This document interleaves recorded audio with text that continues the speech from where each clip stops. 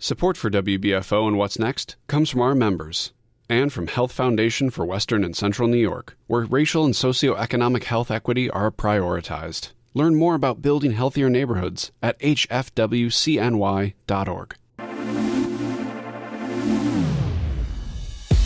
From Buffalo, Toronto Public Media, and WBFO, this is What's Next, Producers Picks. On today's show, we represent another interest, but we both have a job to do, and that's just to have a satisfied individual when they come in to leave that place. We feature Howard Johnson, the Deputy Commissioner of the Erie County Board of Elections. And we close with... Everyone then benefits. So if you're pushing a stroller, if you're, carrying a dolly, if you're, carrying luggage like I often do, to get on the sidewalk, everyone is now benefiting. And so we like to frame it from this idea that it's not just benefiting a certain subset of people, it's really benefiting everyone. From our Project 2025 series, we feature Ekua Mends-Aidoo and Kim LaVare from the Clementine Gold Group. My name is Dallas Taylor. First, we revisit Jay Moran's conversation with Howard Johnson. The two sit down to discuss the importance of voting from both a national and local perspective. It is unbelievable how many people are going out for early voting. Mm-hmm. But just talk about you. I know you joined the board back in the midsummer, if I'm not mistaken. Yeah, July. The preparation that goes into getting ready for this time of the year, which of course is obviously your busiest time of the year. Yeah, so it's a lot of preparation that goes into it. We have the recalibration of the machines, over 1,000 machines. We're ensuring that they're up, ready to go, that there's no glitches with them, ensuring that everything's in place, setting up our command center to ensure that we have boots on the ground ready to address any issues and concerns that may be out there during the election process, and getting the election inspectors trained and getting our staff trained as well, because the same training that the election inspectors get, our staff has to go through it as well on a yearly basis to keep their skills sharp, because there's always changing environment. We've moved from to the rip-out pads to now the electronic pads, so we have to have that upkeep of training going to ensure that we are ready to go when the time comes. And of course, I'm sure a lot of our listeners, if not all of them, know that you're a multi-term Erie County legislator. Yes. So that was one area of expertise. But here you are joining the Board of Elections in July in advance of a November election. After people found out that you're on the Board of Elections now, I'm sure you're getting questions and people want to have conversation about it. What are some of the maybe misconceptions that people have, and maybe some of the questions that they have when it comes to one of the bigger misconceptions, and we find this in the community, the minority community I did represent, is that what happens if I'm a felon or if I've served my time? Okay. So that's one of the bigger questions we've had. And what I would tell them is that, hey, if you've served your time, paid your debt to society, you have the right to vote. Your rights are reinstated to you, but a lot of folks don't know that. Is that right? Yeah. Yeah. A lot of them think, well, once I've committed this crime, I've done my time, my rights are stricken away from me. New York State is one of the few states that once you've committed your crime, you did your time, your rights are reinstated back to you, and you can register to vote. So that's one of the bigger things that's out there. And sometimes just pieces of the election process some folks may not have an understanding of is like the voter registration rules, that that voter registration ends 10 days before the actual general election. And that was something new that the governor signed into law, Governor Hochul, when she took office, signing the law to extend that time a little further, because it used to be 2 weeks. Now it's 10 days prior to the election. So, those are some of the bigger things that nuances that I've seen as issues coming into this role. So, the registration process, it's been a long time since I registered. Right. I'm right. So it's still relatively easy? Yeah, very, very relatively easy. Relatively easy. Yeah. There, as I seen it, there were a bunch of partnering organizations who took the time to register to vote, and they had no issue with registering. They was able to get out there and register. As I was receiving from some of these partner organizations, 30, 40, 50 people registered. They was registering at a time. So it was a great turnout to ensure that we had our citizenry registered to vote and able to participate in the election. I would have to think for you as both a former county legislator and now part of the elections board of elections, that it's got to be pretty gratifying to see new people, right? These are people who have not voted in recent years or maybe never voted, showing up to vote. Yeah, and I think that what we see happen nationally has motivated a lot of people to get involved. So I will, charge it to that they're seeing what's happening nationally, and they want to lend their voice to the process. And I think that's the right thing to do. I think we have to have that. I'm all for big turnouts, and because the bigger the turnout, the better. Yeah, I couldn't agree with that more. But issues they come to light, and you guys are quick to deal with them. Yep. Can you give me Yes. an example or two of what happened? We had somebody from the public called and said, "Hey, I think one of your workers are standing over somebody, and it's not taken away from the privacy. And it's not so much that the worker was standing over them; it was that they were there. And sometimes folks from the public have questions. Other folks who come in on the scene say, "Oh, they standing right there. Why are they standing right there?" So they have a question. They're filling out their ballot. They want to say, "Hey, can you help me? I have a question." Yes. All right. So that worker will come over and help. Right. And so what we do is, whatever complaint is, we're going to go to that polling location and find out what happened. What was it? Okay. What was it? Then we can assess it and say, well, you know what? They were there helping somebody else. That individual didn't understand that, they were helping somebody. Sure. And they weren't looking at their ballot telling them, hey, you should vote for that person. They was there to help them out. So a lot of times, I think sometimes that's the biggest issue that we find, is that folks think somebody's looking at their ballot. They're really not. They're there to help somebody. We have a lot of the folks that's coming to vote who might be a little undereducated. Okay. Who can't read as well. Okay.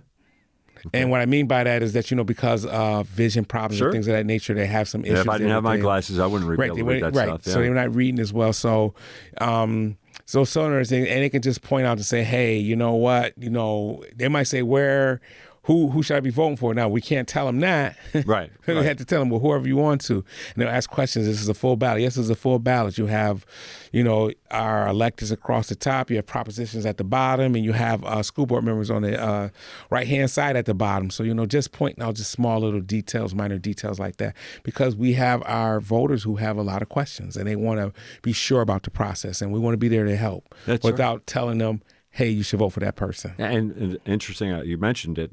The school board is on this ballot. If I'm not mistaken, this is the first November ballot for the school board. So that's got to add. Again, you don't have the necessarily perspective from beforehand, but this has got to add a whole different nuance to things. Yeah, it definitely does add a different nuance to it, because that didn't happen. Normally, that school board election, I think, was a primary election. It was in May. Yeah. Actually, before the primary. So it was a standalone election, but they went and lobbied then Governor Cuomo, who actually didn't sign the order to actually reduce the signature count for the school board and put it on the ballot in for November. Yeah, so I think it seems like it's going okay so far. So far, so good. Yeah, okay. Yeah. Folks are filling out the ballots and, without many glitches. Yeah, because as you well know, living in the city of Buffalo, those school board races can be pretty intense as well, can't they? Yes, they can be very, very intense, but, so far, so good. We haven't had any issues or any hiccups with that so far. You mentioned before, one of the things that you're looking upon is when you come in to make sure there's no, I think you used the term electioneering. These are, there are certain things you can and cannot do as a citizen, or as a worker, of course, inside the polling place. What are some of the things that might be flashpoints or possible flashpoints? Campaign literature. You can't bring You can bring campaign literature inside the poll with you. You just can't leave it there. You have to take it back out with you. But what you can't do is wear campaign paraphernalia from a candidate inside the polls. You have to come in covered up. You can't come in wearing your favorite, I'm voting for John Smith for whatever office they're running for, your T-shirt on. You can't have that on when you come in there. Yeah. So you have to have that covered up. And our poll inspectors are taught, hey, if they come in with that, they have to cover it up. Or go out and turn the shirt inside out. Whatever it is, go in the bathroom, turn it inside out. Because we don't want to give that we're giving preferential treatment to any candidate. Every candidate is equal on that day. So I guess I'm going to guess that if a certain favorite political bright red hat came in, Exactly. you might say, please take that off or at least absolutely. put it out. Okay. Absolutely. You got to tell them that immediately. Hey, you can't wear that hat in there, that bright red hat in there, because that would be considered electioneering. And then outside the polls, where they have to be at the 100-foot marker if they're going to hand out campaign literature, we don't want them at the front doors handing out literature as folks walk in. There's a 100-foot marker there for a purpose, so you can be there and catch the voters as they're coming in to hand out whatever candidate you're supporting is literature. And if I'm not mistaken, same with signage and things along those lines? Same with signage, yeah. Everything behind the 100-foot marker. So everything has to be placed behind the 100-foot marker. And for the most part, going to those polling spots, I've been to all the city polling locations and a few of the towns. They've been set up correctly. So you've been out to a lot of these polling places. What's the energy like? What's the vibe? The energy is great. It's great energy. I mean, it's great energy from the poll inspectors to the voters. Everybody is eager to get in and cast their vote and be a part of the process. So that was the bright point of the business of all the election cycle, is that, folks are out, they're energized, and they want to vote. Yeah. Have you heard from any of your polling inspectors that, hey, I had to tell this person to take that shirt off, that hat off? No, and surprisingly, we haven't had many of those things. I'm sure it's possibly going to come, but we haven't had that so far. So it's one of the things we want to hear from, and the voters will be quick to call and say, hey, we have a hotline. They're quick to call and say they'll call the AG's office. Or they'll call our office and say, hey, this is an issue. And if they did call the AG office pushes it right back down to us. Hey, what happened with this? Can you tell us how this was resolved? So it's a lot of checks and balances in place to kind of diffuse that. Okay. So and just so we know, we come into a polling place. Is there an inspector on site all the time? Yes. Okay. Yes. In fact, depending on what we think the vote outcome is going to be, there are sometimes 4, 5, 6 election inspectors there, because sometimes it requires that. It might be 2 machines to not every polling location, but some polling locations require 2 machines. Some polling locations require 4 machines. So we put our elections inspectors in there based on the volume that we anticipate is going to happen at these polling locations. And are they readily identifiable? Oh, yeah. Okay. Yes. We know when we go in, that's a polling inspector. Absolutely. Okay. Absolutely, because they have the tag on, they have the yellow tag on, identifying themselves as a polling inspector. The table's set up, so you don't have to guess. All right. But at the same time, we've got polling inspectors, and then we have the individuals who are helping to coordinate things at the tables. Totally different, right? No, they are polling inspectors as well. Yep, okay. They are polling inspectors. So if I walk up, I say, I'm so-and-so, I think I'm in your district, that person is also a polling inspector. Right, okay. Exactly. Yep. Okay, yep. All right. And we have greeters, and you have a greeter at the door, polling inspectors. Now, some candidates will send in poll watchers. Okay, which is legal. Which is legal, yeah. They'll send in poll watchers to say, hey, I'm here, how many folks have voted?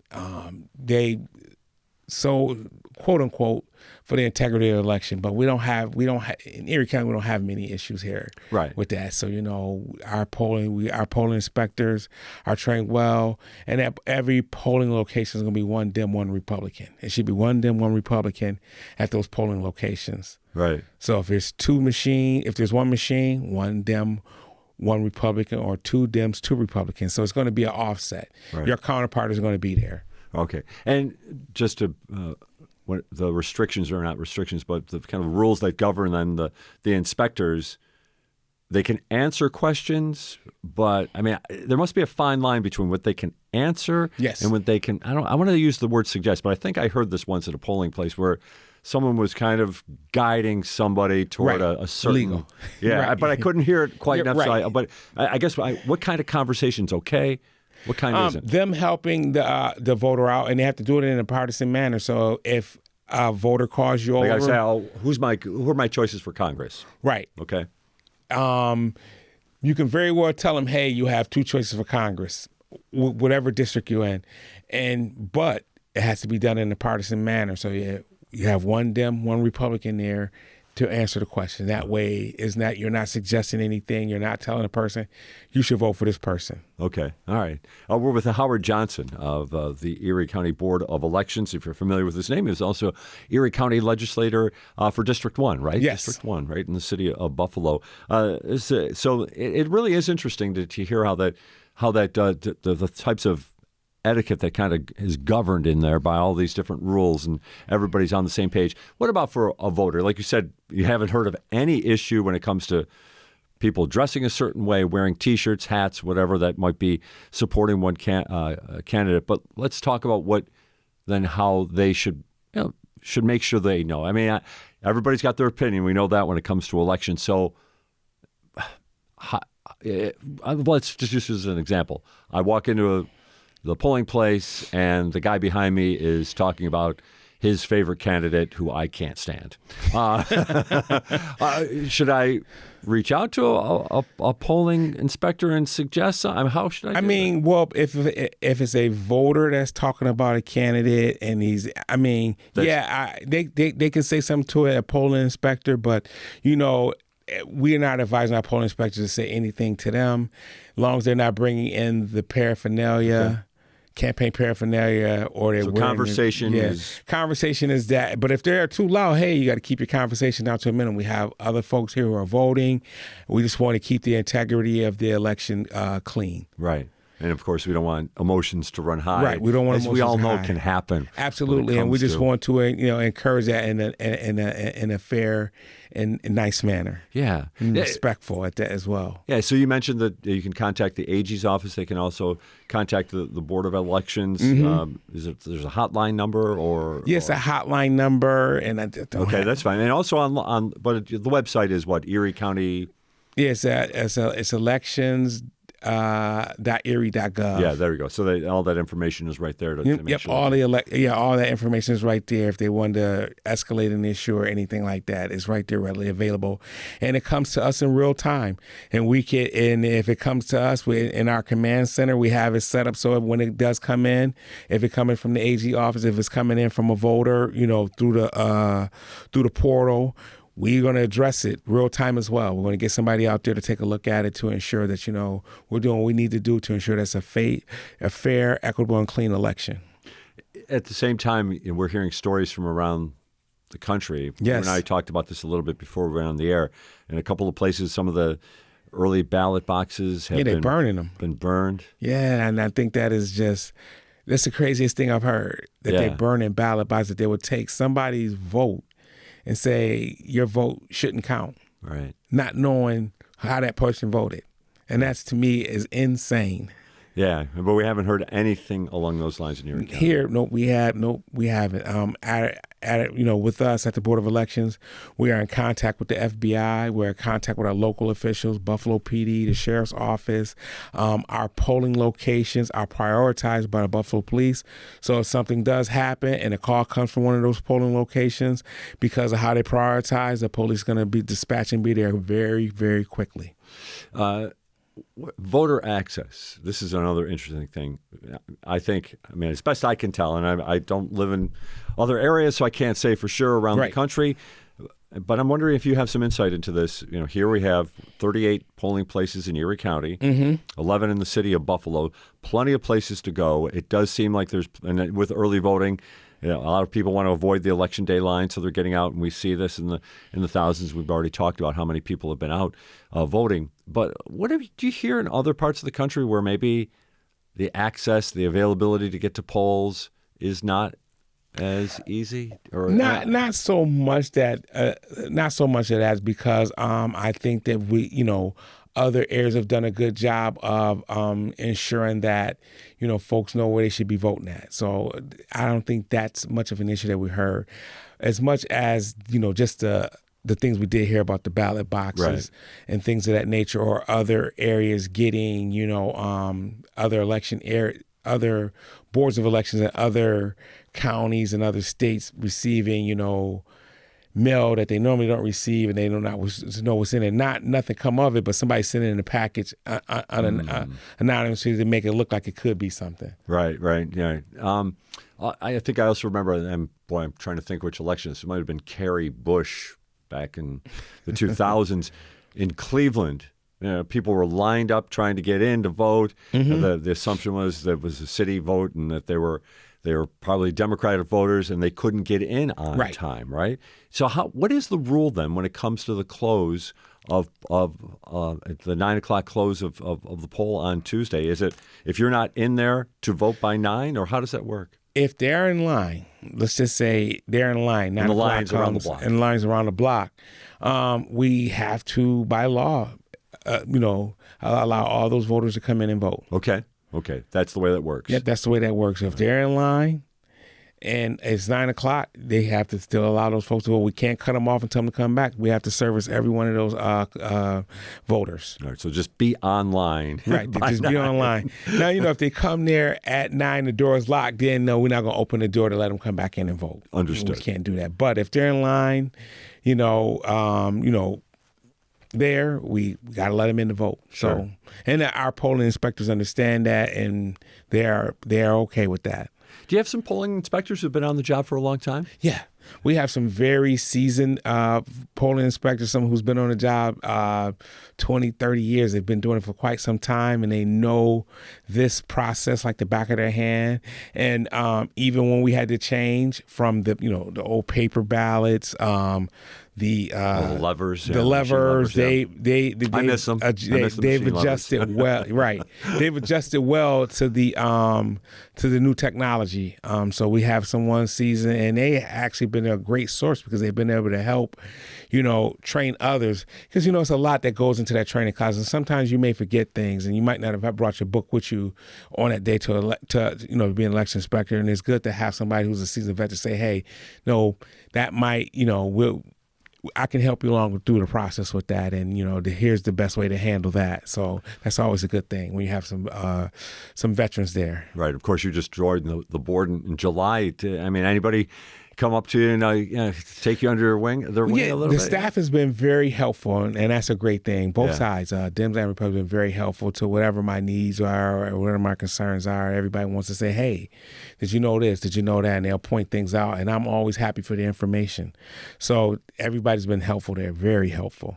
I'm always interested about the Erie County Board of Elections. Again, this is one of those things, being in the news all the time and following it, I know that there's a Republican commissioner, there's a Democratic commissioner. I'm not sure if everybody understands that, but you've mentioned it a couple of times that that it's a bipartisan effort. Yes.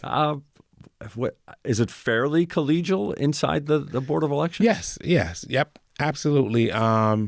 Very cordial, no ruckus. There's nobody, exuding their point of view as a Republican or anybody doing it as a Democrat.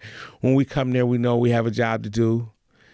You represent one interest, we represent another interest, but we both have a job to do, and that's just to have a satisfied individual when they come in to leave that place. So that's the basis of it, and that's what we strive to do there. Yeah. Do you ever think that you should be able to?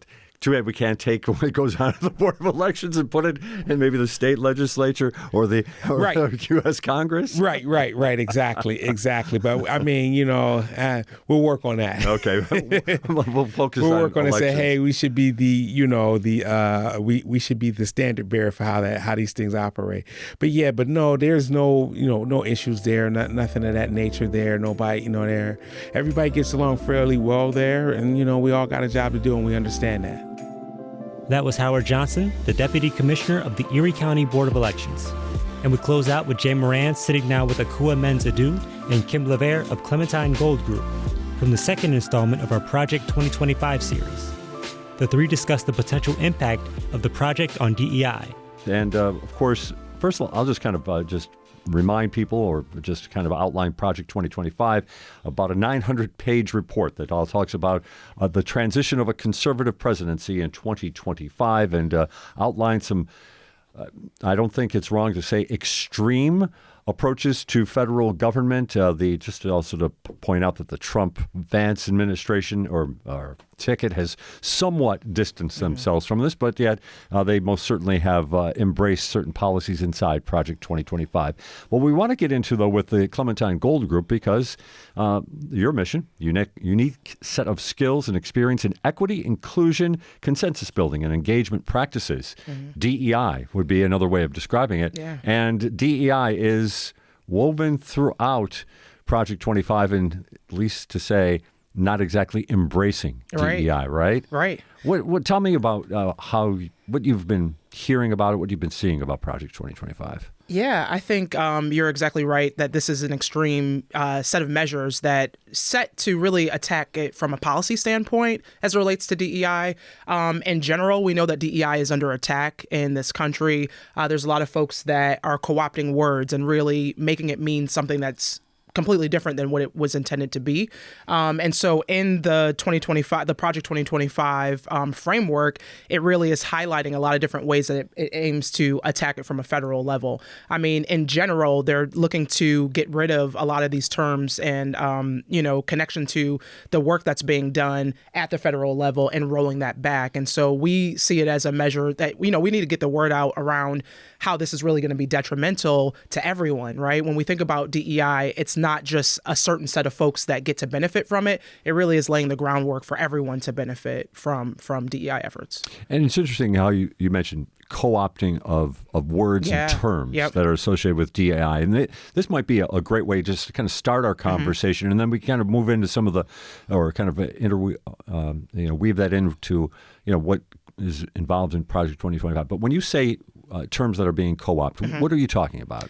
I mean, DEI in general, right? And so we're seeing different terms that are being used, like didn't earn it, right? That's one of the biggest things that we're hearing as it relates to DEI. Anything come to mind for you, Kim?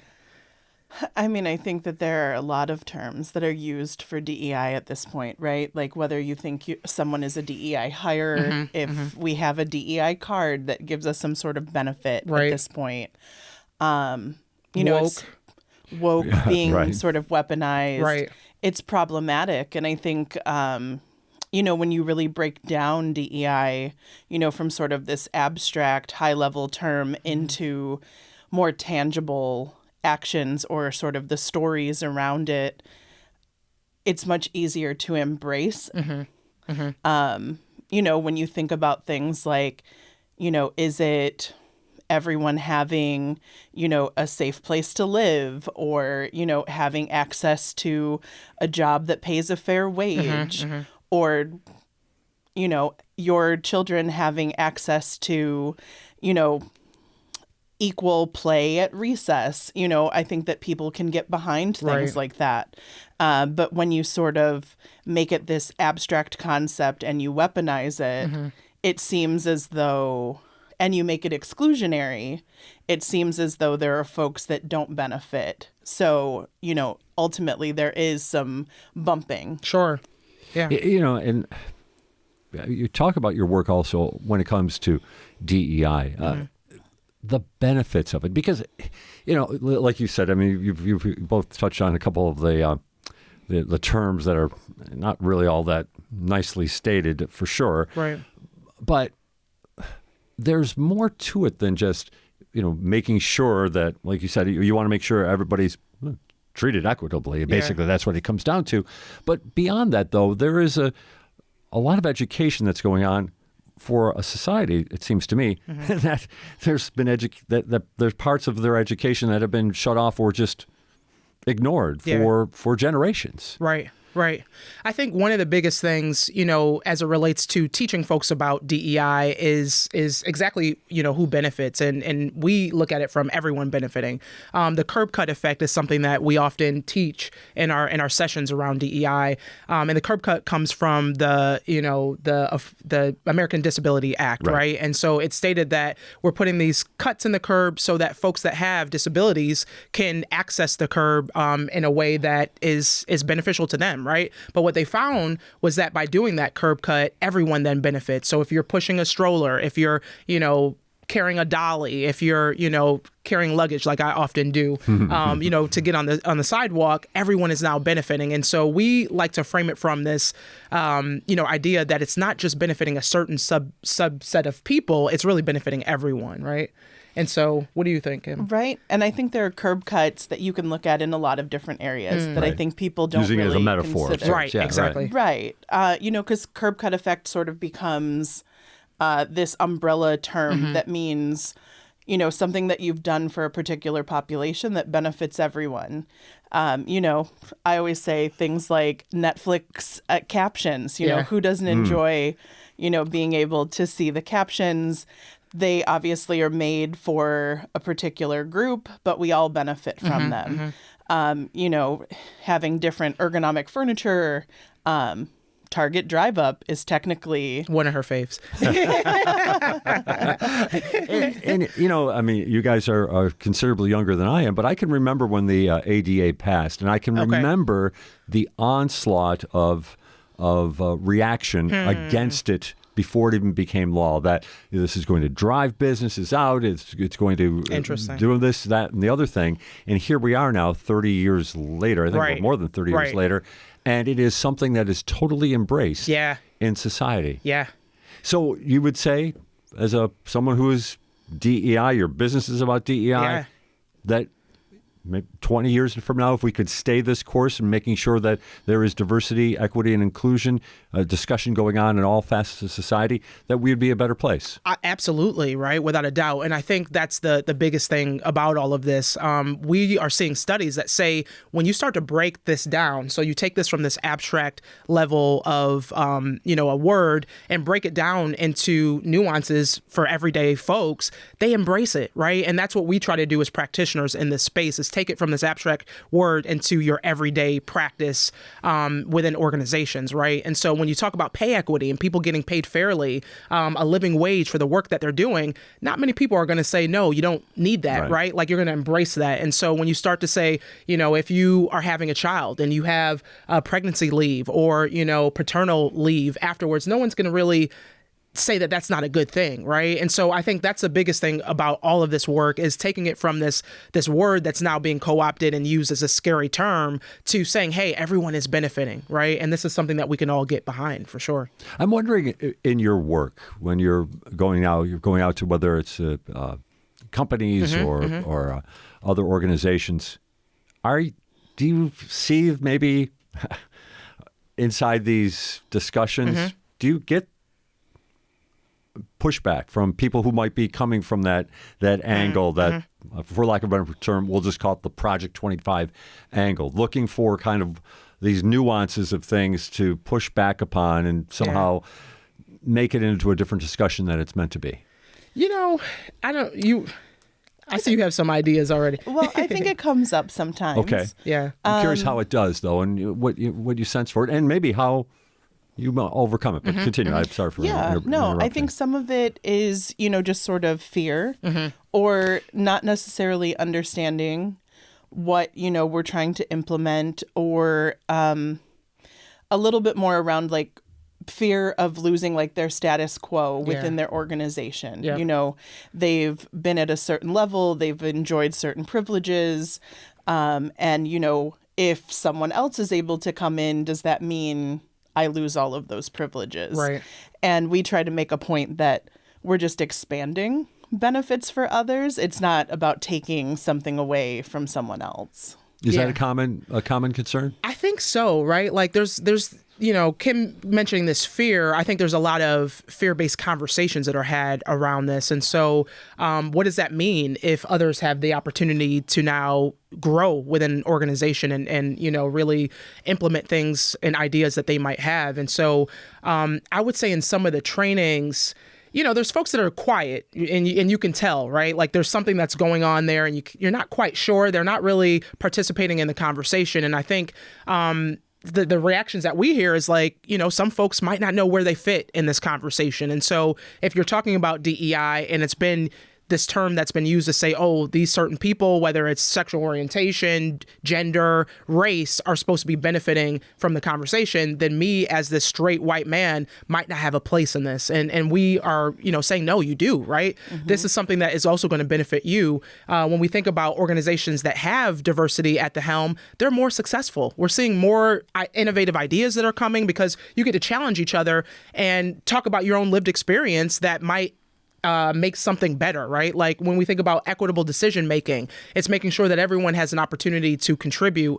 And these are the things that we are operationalizing within organizations, right? It's a way that you do work, inclusive working agreements. How are you going to handle conflict when it arises, right? And we know that folks coming from different cultures approach these things in a different way. So how do we make sure that the table is set in which everyone can contribute and challenge the idea to make it a lot better? Right. And from these inclusive working agreements and, these new sort of cross-collaborative groups, things like that, we're seeing increased profit margins for a lot of organizations at a time where, when you think about inflation and all of these things, increased profits and bottom lines and, potential benefits for your employees is a great benefit. Absolutely. And so you are seeing or hearing from some of the organizations that you're working from that it's the DEI training is achieving more than just, and I don't want to say than just, but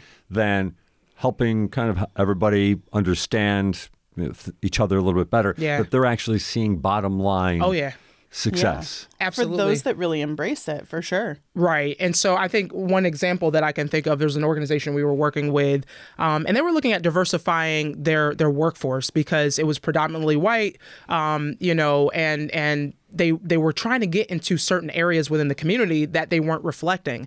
And so that was one of the things that we work with them on is, the whole process around hiring. What did that look like? We found that there were a lot of discrepancies in terms of their approach to interviews. We found that there were discrepancies in their approach to hiring in general. And so different folks were being asked different questions that wasn't necessarily outlined in the same way. And so one of the things that we worked with them on was actually establishing this rubric where they're answering questions ahead of time, right? And you're putting this in a format that then made the process much more equitable. And we found that organization where they were, what was the percentage? So, once we implemented this, we sort of ran our pilot through, and we increased their diverse candidates by 300%. Yeah. And they were able to tap into new markets, which meant, new business, new contacts, new partnerships. So ultimately, all of that works out well. Absolutely. Wow, it's a fascinating element to this for sure. We're talking this morning with Ekua, Mends-Aidoo, and also Kim LaVare from the Clementine Gold Group.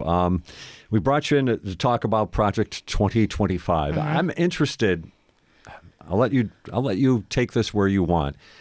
We talk about the benefits of DEI, and now we're seeing kind of this backlash, and a backlash that now with the Project 25 has almost gone to a whole new level. Just to glance through it, well written, well documented piece of report. But from your perspective, where is it being generated from? Is it just a political maneuver to try to capture a certain, voting percentage in across the country, or is it coming from someplace that's maybe a little bit more of the traditional part of America that is not always the best part of America? Yeah, I think you're saying it exactly right in your latter statement, because one of the things that we're finding is that we're becoming a plurality nation, and that means that we're not going to have a single ethnic or racial majority in this country, and it's already happening in larger cities. The city of Buffalo, for instance, is 53% people of color and 47% white, and so that's due to the increase in new Americans that are coming into our community, and we find that when you have new Americans, they're hardworking, right? They want to promote growth within a community and society. And when you read this Project 2025, you're seeing that they're trying to reverse a lot of that's already happening, right? It's going to continue to happen. Maybe this will delay some of that growth and opportunity, but I think that a lot of what Project 2025 is saying is relating to, reversing some of the work that has been done around DEI efforts. And so relating to gender, sexuality, and race, and it aims to end most of the federal government's efforts to achieve equity and mostly collect data that could be used to track outcomes across both public and private sectors. And so when you do that, you lose the ability to even track that progress in general, right? And I know Kim and I talk about that often, the SOGI data and how important that is for progress. Right. But in terms of like who this is sort of targeted to, I think it's targeted towards people who think they're left behind in sort of the DEI movement. I think there's such a focus on sort of, leveling the playing field that some folks who have previously benefited feel as though there's not a place for them. But I think that, for DEI to really work, everyone has to be a part of it. Like we all have to work together to, sort of move the needle on all of those goals. It's interesting to talk about people who have benefited from it, but there's also a fairly significant, it seems to me, backers of what, in essence, Project 2025 might appeal to, of people who really aren't benefiting from the current playing field, even though they might be white, rural, whatever. What do you make of that? I'm wondering. Again, I'm throwing out some different things here, but I think we have a good conversation kind of going on here about two different sides of this that really need to find a way to move forward.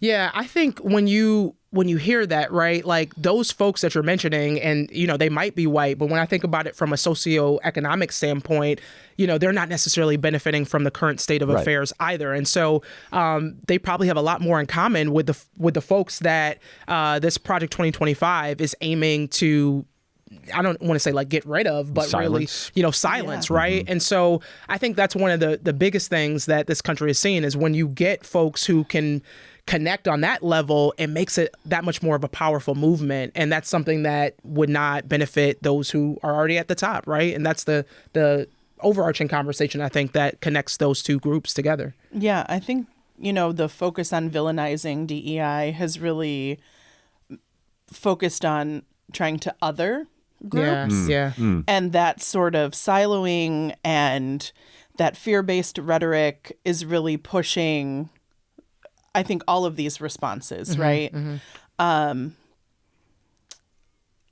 Because I think that we do have more in common with each other than there are differences. Right. And it is another part of it also. I mean, there's so much to get into here, but in essence, demonizing the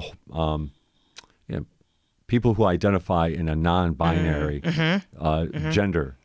That is another thing that, again, talk about silence. That when you read it in a certain context, that almost feels like you said, an almost erasure of people who have identified in a certain way. Yeah, to me that feels like some of the most dangerous language because I know, we have friends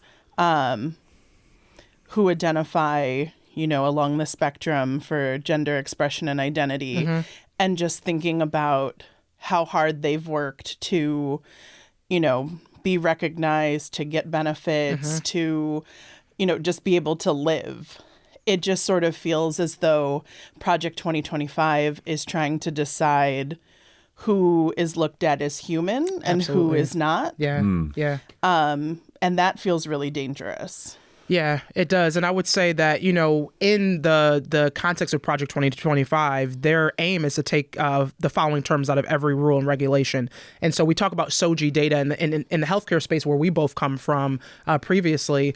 It is something that we rely on to make decisions, right? When you're able to disaggregate data to that extent, you can then see who's being left behind, whose outcomes aren't the greatest, right? And those are things that in healthcare and other sectors we depend on to make decisions around things like resources and just where we need to put more efforts in. And so the Project 2025, it says that they need to take out terms of every rule and regulation, and that includes SOGI, so sexual orientation and gender identity, DEI, gender identity, gender equity, gender awareness, gender sensitive, abortion, reproductive rights, reproductive health, and reproductive rights. And so if you get rid of all those terms and we can't take note of, where people fall in line in that spectrum, then what does that mean? It means that people who are already marginalized become even further marginalized and disenfranchised by our current systems that were built by people who might have different biases, right? And so we've made so much effort to be able to find those different pockets so that we can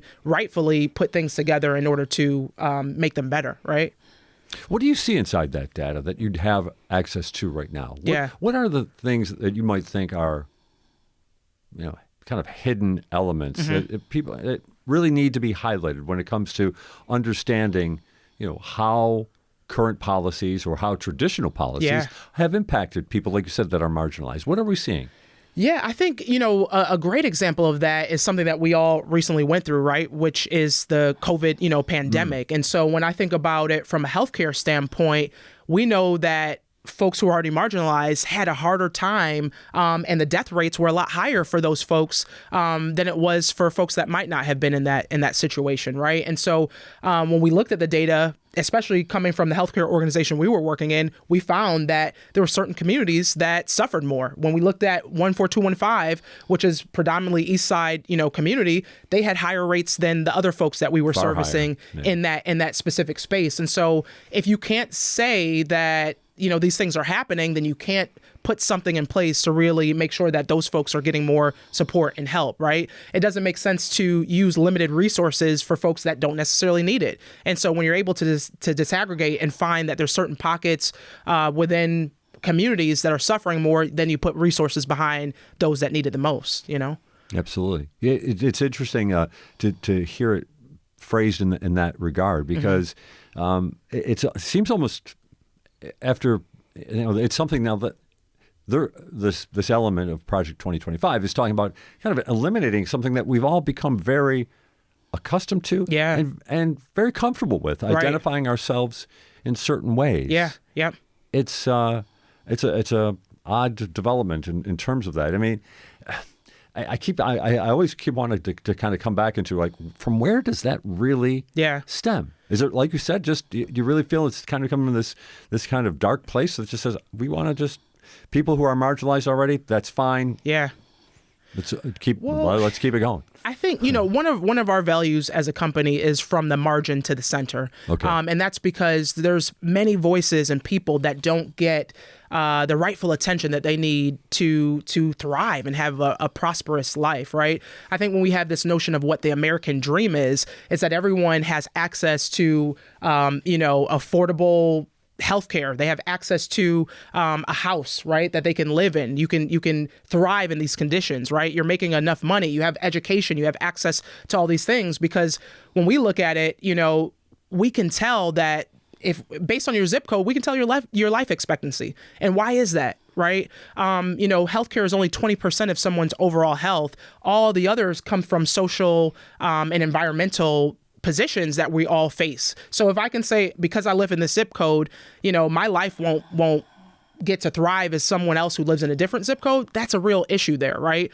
But when you start to take away some of that, then what does that mean? That those folks that are on the margins, they don't have the same, space to really thrive in life. And so I don't know where this originates from, but we know that people create systems and they design systems. Bias is baked into everything that we do because we all have bias, right? And so when you start to diminish the opportunities for that to be at the forefront, that means that those folks who are already struggling will continue to struggle. And who's benefiting from that? I think that's the question that, you can answer and deduce from who's designing it, right? Yeah. Interesting part, some of the reporting about Project 2025, but basically, and the core of it is that DEI is being characterized as a violation of anti-discrimination laws. What do you make of that? I mean, when you talk about discrimination in this country, and to suggest that finding ways to be more equitable is discriminatory. Well, I can think of a prime example, and this is something that we've been following in the DEI space. And I don't know if you've heard of the Fearless Fund, but it's a fund that was created by two Black women in the Atlanta area, and they were really trying to put opportunities together for businesses that were created by, folks of color. And so they had this grant program where they were giving $20,000 to, I think it was Black female founders, because we know that venture capital, they get less than 1% of venture capital in the country. And so they were creating this fund to really, basically like be that bootstrap arm, friends and family arm of funds that go out to those businesses. And Edward Blum, who was a conservative activist who went after affirmative action at the education level, was now trying to attack it at this level. And so one of the things that we've seen is that when you attack that, they were trying to make a precedent across the country where race-based concepts were now being pushed back. And so if you can do it at that level, then you can make sure that race-based isn't being included in a lot of different areas. And there's a lot of organizations, foundations and alike, who are now trying to revert back from that because, there's this fear around getting in trouble because the Supreme Court has now made this case, right? I think there's a lot of things that we have to take into consideration as it relates to race, but you have folks who are now trying to turn this into something else, right? They're using the Civil Rights Act to say that now you're discriminating against other folks, when in reality it was put in place because there's such a disparate, outcome already that's happening in the country based on our systems. Right, and it's also based on history, but I think, the more that we fight against having any sort of history taught in schools, and Project 2025 specifically says that there will be no further discussions about any of that, and there's sort of that quote like, you're doomed to repeat history if you don't learn about it. And I think that this is one of those examples, like going after this, not thinking about how we got here in the first place, and also the real landscape, the real opportunities, the real deficit of like network gap and, things like that. And the network gap is the same thing, right? We can tell someone's success based on their zip codes. We often talk about your success being those folks that are around you, like the, 5 or 6 most people that you're around. But we can determine that if you're in a zip code where there aren't that many successful people, you're doomed to be in that same category, right? And so what we also find around the data is if you don't measure it, it doesn't matter, and you can't take that into consideration. And so one of the things that Project 2025 aims to do is to get rid of the collection of all this data at the federal level, all these different institutions, and if you're not measuring it, it doesn't matter, and you can't, fix it. You can't center that in the conversation. And for some organizations, that federal measurement, the EEO-1 data is the only thing that they use to measure. So all of a sudden, the ways that you're measuring, your hiring, your promotions, your onboarding and offboarding, if there's no data, you can just say you're doing great. And it talks about that, right? It says at the CDC level, Project 2025 wants to reverse them from even collecting that data. And so think about that. We just had a pandemic. If we weren't able to look at the data and see who was dying at higher rates and what was happening around that, we couldn't really target those communities with preventative measures and, things like the vaccination, right? Like, so those are the types of things that this would aim to end, which just means that, like I said, the folks that are already marginalized will continue to fall further and further behind. We're talking with Ekua Mends-Aidoo and also Kim LaVare. Kim is the managing director of Clementine Gold Group, and Ekua is the founder and also the president of it as well. Their focus is on DEI, and we are focusing on Project 2025. We've touched on some different elements of this as well.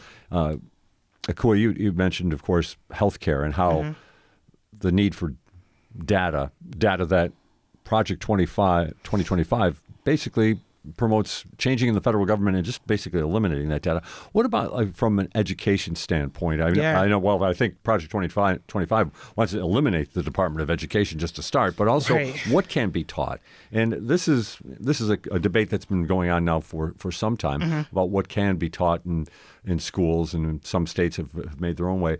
What do you see when it comes to that type of subject? Yeah, I think the other notion under Project 2025 is to also dismantle Title IX. And so Title IX was a federal civil rights law in the U.S., and it was enacted a part of the Education Amendment in 1972. And it really prohibited discrimination based on sex in any educational program or activity receiving federal financial assistance. And so the aims around Project 2025 is also to roll that back as well. It's interesting you mentioned Title IX, because under Title IX, if I understand it, basically has made women's sports in colleges or any federally funded college has made those programs, they had to be funded on the same level as men's. Yep. And it's interesting that we're at this time now that we have seen now an explosion of women's sports. Absolutely. And think about, again, I was 10, I think, when Title IX came out. But, the idea that the complaints at the time were, well, this is just a waste of funds. Why are we doing this? And I won't get into some of the other things that we probably heard over the times. But just to reflect on that idea that, look at all of a sudden, there's a huge market for women's sports. Absolutely. And 50 years ago, nobody believed that was going to be the case. Right. I mean, look at the WNBA, for instance. I know a lot of folks have been paying attention to that, but there's an expansion of teams that are happening now across the country and Canada as well. And so there are folks who are obviously interested. It's been an exciting time to watch. I mean, you're seeing star players, these rookie players that are coming in and elevating the level of the game as well, which has been really cool. But, I'm a former athlete at University at Buffalo. And so I remember, you have a football team that is made up of all men, and they're getting a lot of money and funds and scholarships. Title IX was something that definitely deepened the opportunity around sports for women. And we saw other opportunities, right? We're getting different grants and different scholarships now because of that ruling and what that looked like over time. And so, one of the things is in Title IX is around like sexual discrimination, right? And so it aimed to eliminate gender-based discrimination, ensuring that no one is denied participation or benefiting from educational programs. And so to roll that back means that we're rolling all the progress that happened with that back as well. And so I think there's a lot of things that we have to consider as it relates to that. And it also shows, I would like to thank, kind of getting back to part of this conversation we had at the start, that it shows you the possibility, we shouldn't probably give it a label, but of a progressive initiative from 50 years ago that has benefited everybody in society and has really changed the look of society. Right. And it seems, again, not to overcharacterize, but Project 2025 kind of seems to me, it looks to kind of roll back some of that progress and maybe stunt progress that has been made. Yeah. Another area under Title IX that, Project 2025 would eliminate is the sexual harassment and violence component of that. And so it addresses sexual harassment and violence within educational institutions as well. And so schools had to respond now to prevent incidents of sexual misconduct, creating safer environments for students as well. And so when I think about athletics even, right? Think about the U.S. gymnasts that just went through this really large case around some of the, misconduct that was happening there. This wouldn't be addressed, right? Based on what Project 2025 aims to do. And that will do it for Producers Picks. We thank our guests, Howard Johnson, Ekua Mends-Aidoo, and Kim LaVare. If you missed anything or you want to hear it again, you can get this program as a podcast wherever you get your podcast. And each episode is also online at WBFO.org. I'm Dallas Taylor. Thank you for listening.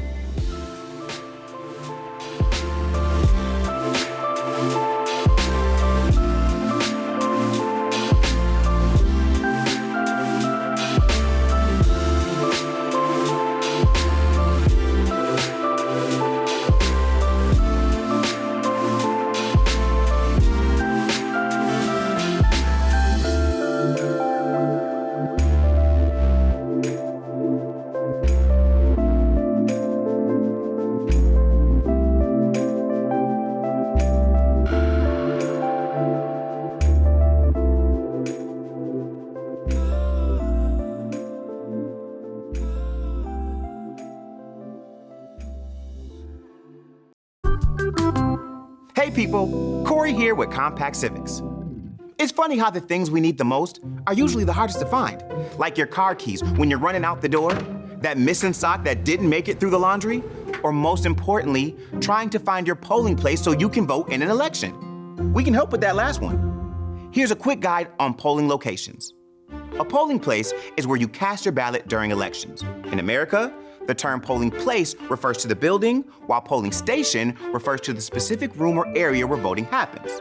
So, a school might be your polling place, but the gymnasium is the polling station. Did you know the location can influence your vote? Research shows that the building's condition, name, or even decor can subtly sway voter behavior. And long lines can even keep people from casting their vote. While many states still use voting booths, others offer mail-in voting options. The goal is to make voting easier and more available to everyone that is eligible. So, while I can't help you find that other sock, I can help you find your polling place.